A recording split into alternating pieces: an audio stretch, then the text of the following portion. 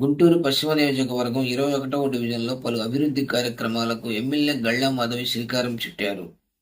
ఈ సందర్భంగా మాట్లాడుతూ ఇప్పటి వరకు 7 కోట్లకు పైగా ఈ డివిజన్లో అభివృద్ధి పనులు జరిగాయని, ప్రస్తుతం 3.5 కోట్లతో పనులు ప్రారంభించామని తెలిపారు. 21వ డివిజన్లోని పలు ప్రాంతాల్లో అభివృద్ధి పనుల కోసం ఎమ్మెల్యే గళ్ళా మాధవి శంకుస్థాపన చేశారు. డివిజన్ ప్రజలకు రోడ్లు, కాలువలు, త్రాగునీరు, విద్యుత్ వంటి మౌలిక సదుపాయాల్లో ఎటువంటి ఇబ్బందులు కలగకుండా చేయడమే కూటమి ప్రభుత్వ లక్ష్యం అని అన్నారు. గతంలో ఎన్నడూ లేని విధంగా మారుమూల ప్రాంతాలను సైతం పర్యటిస్తూ ప్రజల సమస్యలను గుర్తించి పరిష్కరిస్తున్నామని తెలిపారు. డివిజన్లో మరిన్ని అభివృద్ధి పనులు చేపట్టి సమస్యలు లేని డివిజన్గా తీర్చిదిద్దుతామని అన్నారు. కార్యక్రమంలో డివిజన్ ప్రెసిడెంట్ మస్తాన్ వలి, స్థానిక నాయకులు, ప్రజలు పాల్గొన్నారు.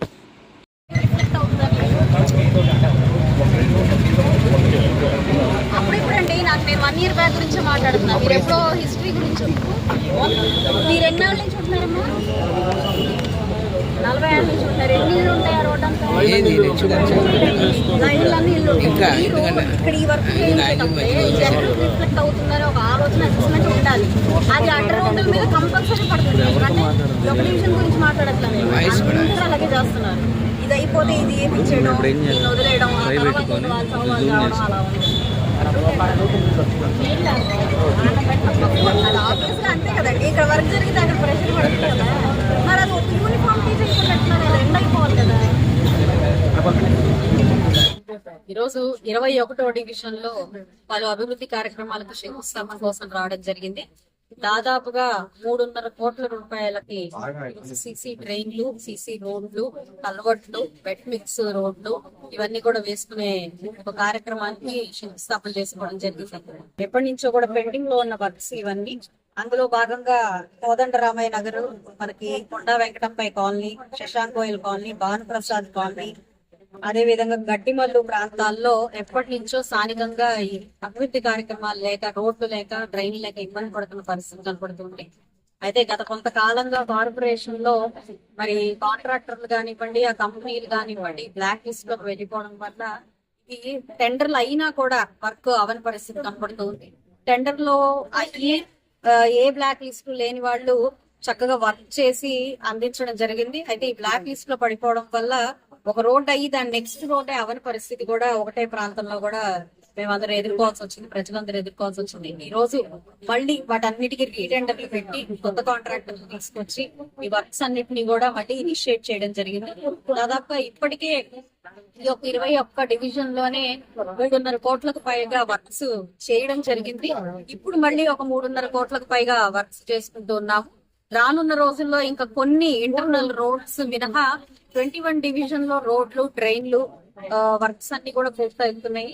మొత్తం ఏదేమైనా కూడా ఒక 10 కోట్ల వర్క్స్ దాకా కూడా ఈ డివిజన్ లో ఉన్న నేపథ్యంలో ఇప్పటికే 7 కోట్ల రూపాయల వర్క్స్ ని పూర్తి చేసుకోవడం జరిగింది.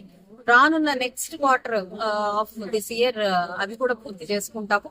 స్థానికంగా ప్రజలు ఏ ఇబ్బందులు లేకుండా, రోడ్ల వల్ల, కాలువల వల్ల మంచినీటి సమస్య లేకుండా, ఎలక్ట్రిసిటీ సమస్యలు లేకుండా ఉండడమే ధ్యేయంగా గత 2 సంవత్సరాల నుంచి కూడా ఎవరూ పట్టించుకొని రిమోట్ వార్డుల్లో కూడా తిరుగుతూ ముందుగా వాటి మీద దృష్టి పెట్టి పనిచేస్తున్నాము.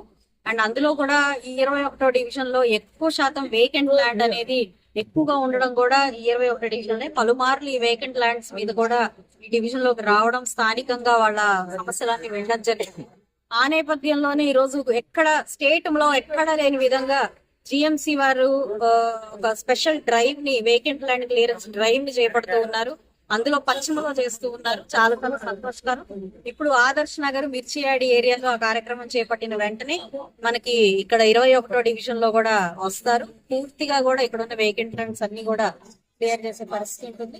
అదే విధంగా మనకి విఐపి రోడ్డు చాలా ముఖ్యమైన రోడ్డు. ప్రధానంగా ఇక్కడ ఉన్న విఐపీలందరూ కూడా ఈ రోడ్ లో నుంచి గుంటూరులోకి ఎంటర్ అయ్యే పరిస్థితి ఉంది. కాబట్టి ఈ రోడ్డు కూడా చాలా అందంగా రీసెంట్ గానే దీన్ని రోడ్డు వేసుకొని అక్కడ మధ్యలో ఒక కలవట్ కూడా వేసుకోవడం జరిగింది. అటు ఇటు ప్లాంటేషన్ కూడా చేయడం జరిగింది. స్థానికంగా రోడ్డు విస్తరణలో భాగంగా కాస్త స్పీడ్ గా వెహికల్స్ వస్తున్న పరిస్థితిలో స్పీడ్ బ్రేకర్స్ అడగడం జరిగింది. అవి కూడా తొందరలో మేము ప్లే చేస్తాము. అదే విధంగా హెవీ లోడ్స్ తో ఇక్కడ టిప్పర్లు వస్తున్న పరిస్థితి ఉంది.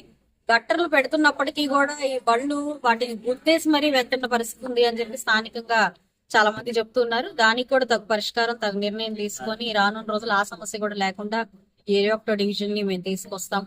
పూర్తిగా స్థానికంగా ప్రజలందరూ కూడా ఏ సమస్య లేకుండా ఉండడమే మా లక్ష్యంగా పనిచేస్తూ ఉన్నాము.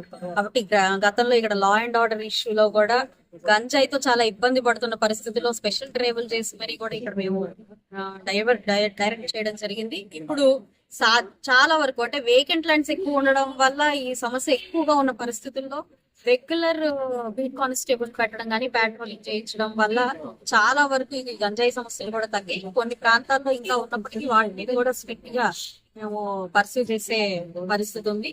ఏదేమైనా ఈ 21వ డివిజన్ లో ఎక్కడ ఎవరు ఇబ్బంది పడకుండా ఉండేలాగా చేయడం కూటమి ప్రభుత్వం యొక్క లక్ష్యం, మా లక్ష్యంగా చెప్తూ, మరీ ముఖ్యంగా ఈ రోజు గడ్డిమల్లు ప్రాంతం నుంచి మహిళలందరూ కూడా మా మహిళా గ్రీవియన్స్ కు వచ్చి వారి ప్రాంతంలో చాలా దారుణంగా రోడ్లు ట్రైన్లు ఉన్నాయని మా దృష్టికి తీసుకొచ్చారు. వారు తీసుకొచ్చిన 2 వారాల్లోనే ఈ రోజు శంకుస్థాపన కార్యక్రమం చేస్తున్నాం. వచ్చే 2 నెలల్లో వాళ్ళకి సమస్య కూడా తీరుతుంది. చాలా సంతోషంగా మేము భావిస్తున్నాం.